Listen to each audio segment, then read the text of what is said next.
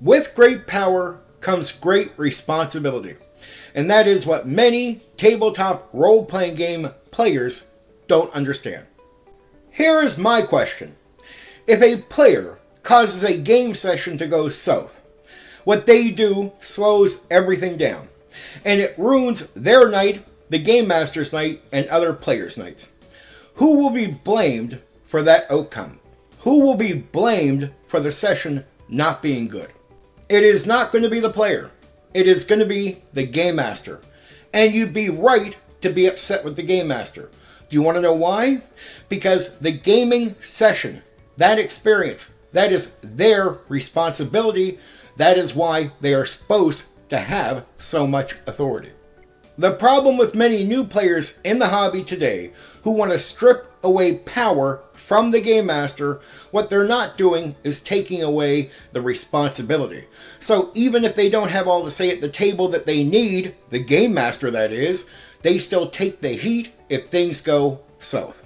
The issue with most new players in the hobby today, especially WOTC D&D players that want to strip away authority from the Game Master, what they're not doing is taking away the responsibility. So as they take away the authority, the Game Master is still responsible. So if things go south and they don't have the authority to keep things on track, they still get blamed for when things go bad, even if it's the player's fault under a condition where they don't have the authority to put that player in check. The expectation that many new players in the hobby in 2023 have of Game Masters is unrealistic. And where you find the majority of new players, you'll notice they are lacking in Game Masters. They push them away, they don't attract them, they really don't develop them. They have some people that will run games, but they won't be there long. They probably won't last 5 years. I would not be able to maintain my passion for running games for players that want to strip away my authority because I don't use that authority to abuse them. I use it to manage the game so them and myself can have a good experience. And these new players, they want some authority. They want some power over the game. But what they don't want is that responsibility. And that, to me, is absolute bullshit. How can I ever be good at my craft if you take the tools away from me to manage the game, to manage players? That is authority. And Game Masters need it to maintain things. And if you don't let them have it, they can't.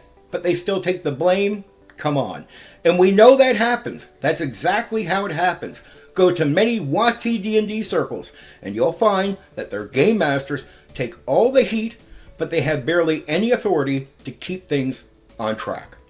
Many new players in the hobby today forget that this is a group game. They really think as individuals, it's all about them. And there's many of them. It's the majority of new players that think the world and the game revolves around them as individuals instead of considering that they're in a group, and this is a group-focused game where everybody is there to get something out of it, not just themselves. Allow a Game Master to have all the authority, and if they screw up with it, walk away. Don't try to control people like that. If they're not treating you well with that authority, they're not good people. Leave. When you find the right person, you won't have to control them. They'll offer you a good game. And if you really want to control the game, stop being a player, start being a Game Master. Alright, for now, take care. You know what you can do? You can hit the like button. You can share the video. Oh, and there's another button you can press.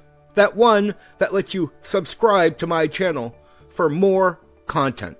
Oh yeah, there's that bell thing. You can press that so you know when I've uploaded a new video right away.